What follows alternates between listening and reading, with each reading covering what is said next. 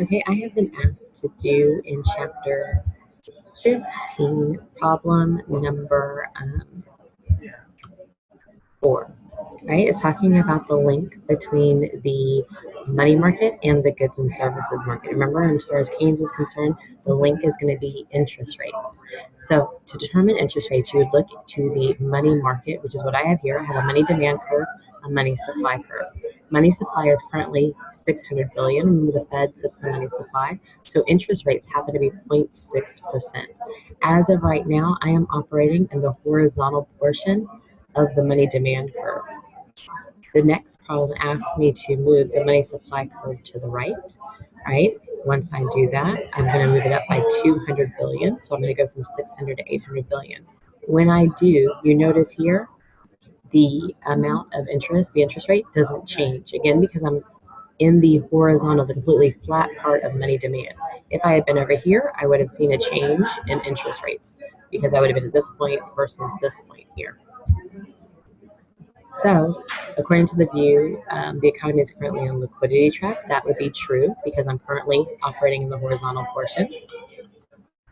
As a result, the Fed's actions, the interest rate will remain unchanged at 0.6%.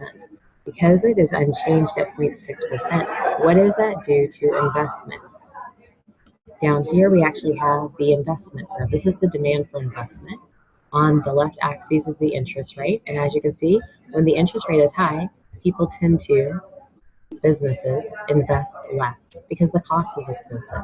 However, when the interest rate is very low, businesses will invest more. Because the interest rate remained at 0.6% in the above graph, investment stays exactly at 250. So the Fed's actions basically did nothing. In this case, the Fed's actions stimulate investment. The answer is going to be false. So John Maynard Keynes argued that if an economy is in a liquidity trap, the government should use not monetary policy, but fiscal policy, taxing and spending to stimulate the economy. This will instead shift the aggregate demand curve to the right. When it shifts the aggregate demand curve to the right, that's how you're going to increase GDP. Let me double check. And I've obviously graphed something incorrectly.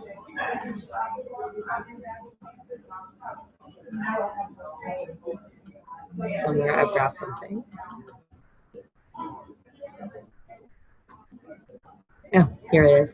I did not label the 0.6, which is what I did before. All right.